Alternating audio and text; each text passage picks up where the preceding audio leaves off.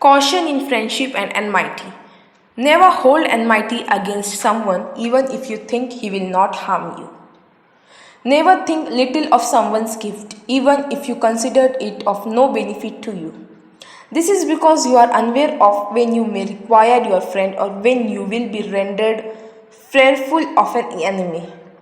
When someone presents an excuse to you asking you to forgive him, accept it even if you are aware he is a liar. Contentment with what Allah has apportioned you is true richness. Whoever remain content with what Allah distributed to them, they are the richest of all people.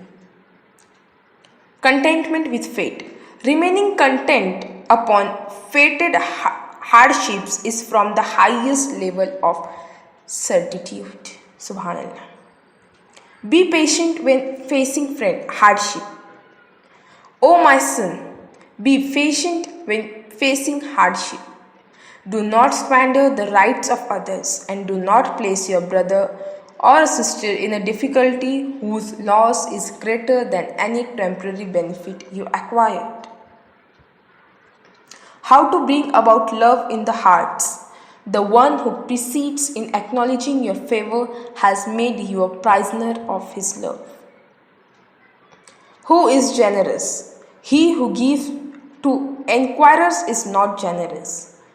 The generous is in fact he who hastens in fulfilling the rights of Allah's obedient servants and does not desire his own personal praise.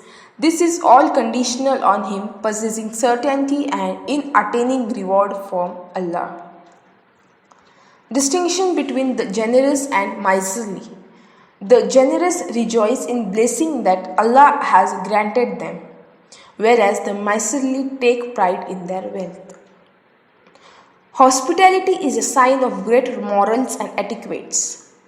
A sign of upstanding character is for one to personally show hospitality to his guest. Sayyidina Ibrahim alayhi salam himself and his family catered for their guest. Contented eyes on the day of judgment. On the day of judgment, all eyes should be awake, worried, anxious, besides three kinds. The eyes which remain awake in the way of Allah, the eyes which refrain from looking at that which is forbidden by Allah, the eyes which cried in fear of Allah. Astonishment at those who are negligent in Ramadan. Imam zainul abideen saw people laughing on the day of Eid and said, Allah has indeed made the month of Ramadan a field, a place of practical action for his creation so that they may excel one another in performing his favored deeds. A nation surpassed others in this matter and became successful, lest another was left behind, causing it to fall into loss.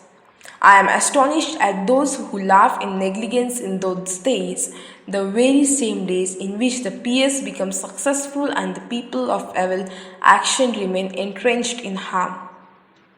I swear by Allah, if evils were lifted, then instead of wearing new clothes and styling their hair, the pious would express gratitude for favors bestowed upon them, and the evil would remain regretful of their sins.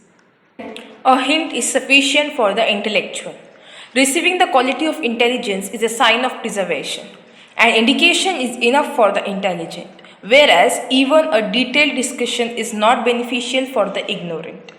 Regardless of how valuable a matter is, no benefit can be acquired if it is listened to incorrectly. The art of verbal discourse and protection from defects. If people were cognizant of how to prioritize question in accordance with the situation and master the correct manner of verbal expression, they would be able to express the deepest matter of their hearts. This will delineate certainty to them, leading them to remain protected from faults caused by people in any situation, excluding a fault brought about by their own deeds. However, the course of action to reach this matter is not surmounted through little thought and a short period of time.